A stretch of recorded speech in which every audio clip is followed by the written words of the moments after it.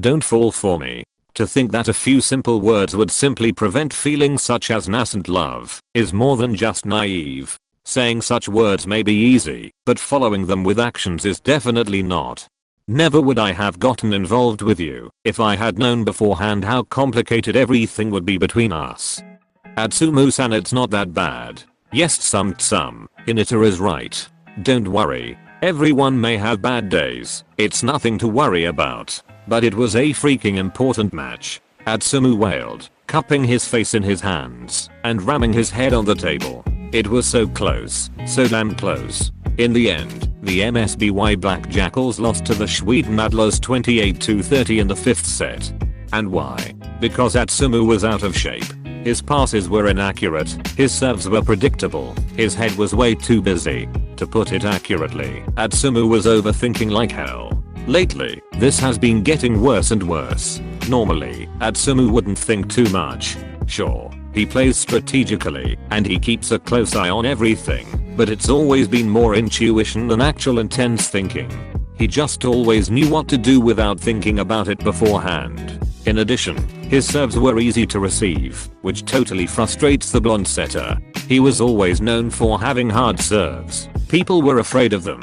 And now not even a fly is scared of that shit. Their opponents will take it with an ease, as if it was a gift to them. It frustrated Atsumu. It frustrated him so much that his whole way of playing was affected by it. Because in the end, it was Atsumu's jump serve that had helped the Sweden Adlers to their final point. After Iwajimatoshi gratefully took the ball, Kojima was able to deliver the perfect pass to Ashijima. Yes, Ashijima of all people. Ji-Eun tried his best to block it, but the whole thing happened too fast. Before they knew it, the ball was back in their court and the last set was lost. So here they are, in their favorite pub in Osaka. It was a home match and the captain was spending a drink or two for his teammates out of frustration. Some of them had already had a little too much. The first ones were already tipsy and their tongues were getting way looser than they would have liked them to be when sober. Those were crappy serves. Atsumu scowled at Inunaki, who just smirked at him.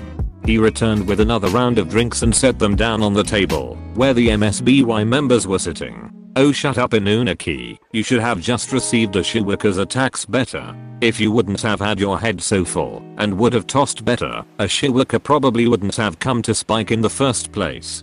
That's something I have to agree with Inunaki on. SakuAtsu appeared behind Inunaki, hands tucked boredly in the pockets of his jacket. Mask pulled up, he looked at Atsumu almost condemningly. Curse you, SakuAtsu Kiyumi. No, don't even dare to look at me like that, Omi. Even you weren't at the top of your game today. I admit that I have too much going on in my head right now, but you, Omi-kun, didn't do your best today either.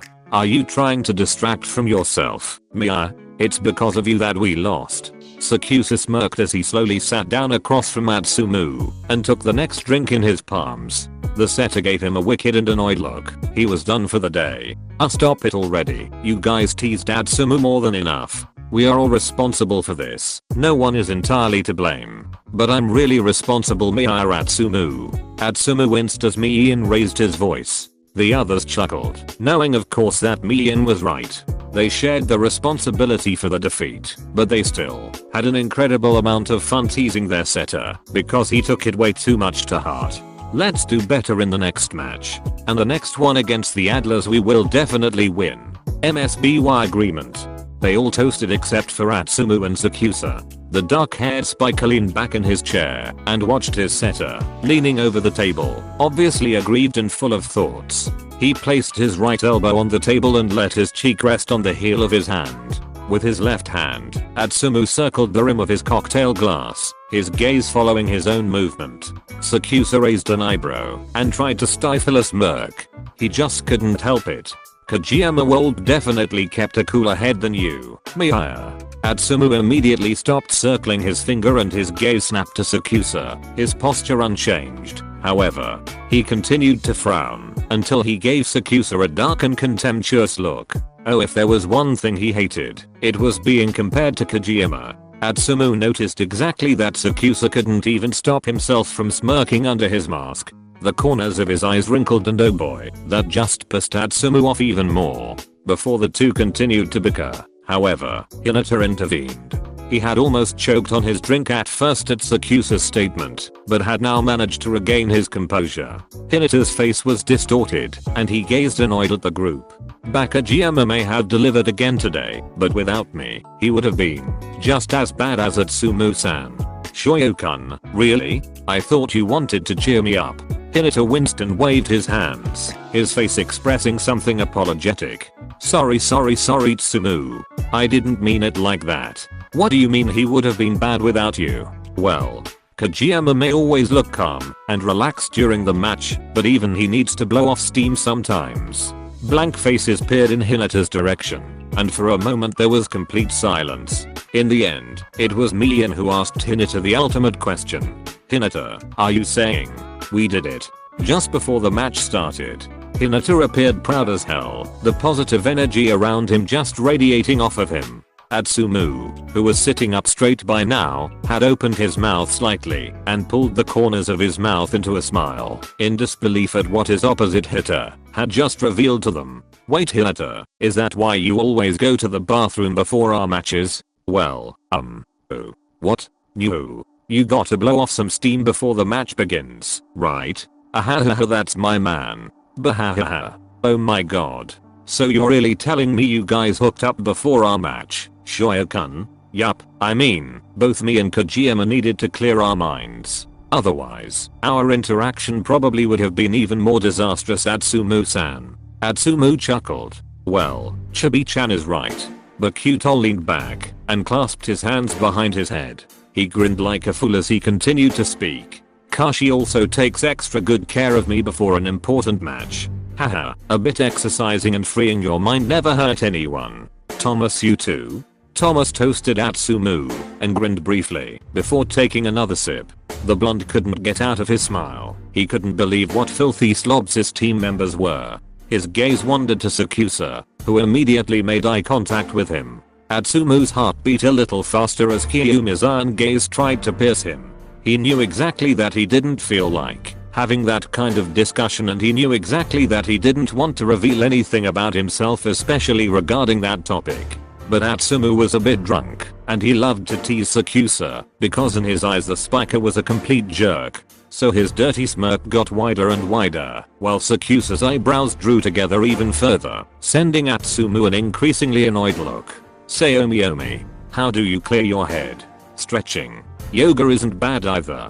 Wow, that's so unspectacular. I bet Omi-kun's too picky. I bet women are crazy about you. You can hardly save yourself from one night stands. SakuAtsu scoffed, never taking his eyes off the setter. Actually, he didn't want to get involved in this discussion at all, but that damned fake blonde always managed to drag him down to his level. SakuAtsu muttered annoyed under his mask. Oh, women could never handle me. It was then when all the MSBY players held their breath for a moment and looked in SakuAtsu's direction. Atsumu's eyes widened. He felt his heart leap. Wait a minute. Could it be? Was SakuAtsu? What? You're into men, Omi-kun? Why are you that surprised? Well, look at you. You're a total chick magnet. You always get the most fan mail from us, don't you? That's his gay bonus. Everyone laughed while SakuAtsu rolled his eyes. Shit, what the hell had he gotten himself into? Omi, a bottom or a top? SakuAtsu shot Atsumu a death glare. He was definitely crossing the line. This was absolutely nothing SakuAtsu wanted to talk about with his teammates. SakuAtsu was about to distract from the topic when Atsumu spoke up once again. However, that dirty little bastard. As flexible as you are, you'd do well as a bottom, but such a controlling prick as you are, you're bound to be a top, aren't you? SakuAtsu clenched his jaw, not taking his eyes off Atsumu's lustful, teasing gaze. The setter had his cheek back resting in his palm and was tilting his head. He squinted his eyes slightly and gave SakuAtsu the dirtiest smirk he had. Oh, to can play this game, Maya. Guess a brat, like you can only subdue. Bottom, Maya. SakuAtsu raised an eyebrow and hid such a sly smile under his mask that was almost illegal. Atsumu blushed. Damn, and the way he blushed. That stupid spiker completely caught him off guard. Oh geez, guess that was enough drinking for both of you. I can't have you two seriously bickering over anything stupid today and threatening the team harmony. Hey, what? Oh, shut up you two. Mi-Eun took both drinks away and handed them to Thomas and Bakuto, who were capable of drinking more than Atsumu and SakuAtsu, whereas SakuAtsu could actually hold drinks pretty well too. It wasn't just the alcohol that was totally clouding his mind. It was that particular fake blonde moron in addition. SakuAtsu and Atsumu stared into each other's eyes again, the mood between them clearly tense. The setter couldn't take his eyes off that damn attractive curly head. Just taking in his beauty was like an addiction. Something in Atsumu's stomach began to flutter. He felt a not so unknown heat spread through his body, pumping all the blood down to his lower region. Oh, this could be a problem. He slammed his palms down on the table and stood up before his little situation could somehow get out of hand. Oh man, he definitely had too many drinks. I'm gonna go try to get some sleep. See you guys at practice tomorrow evening. Sober up, Atsumu. Bye Atsumu-san. Clear your head some. The setter put on his MSBY jacket and grinned towards Bakuto, who just gave him a mischievous wink. He adjusted his collar and then walked towards the door, SakuAtsu's eyes following him steadily. As Atsumu was about to walk past him, however, he stopped briefly. Their eyes met, and Atsumu couldn't help but grin. He bit his lower lip and then leaned down to Kyumi. Their cheeks almost touched as Atsumu whispered softly, seductively, appealingly to him. "Yeah, asking if I'm a bottom?" Atsumu paused for a moment and SakuAtsu hitched a breath. His cheeks turned a deep red, which fortunately couldn't be seen under the mask. Atsumu continued talking. "I don't know, Omi-kun. Looks like you want to find out, huh?" SakuAtsu twitched and jerked his head back to face Atsumu. Only a few inches apart, SakuAtsu looked into the honey-colored eyes of the beautiful, cocky, presumptuous setter. Their gazes locked for a few seconds until Atsumu let his eyes trail downward, smirking wider and wider.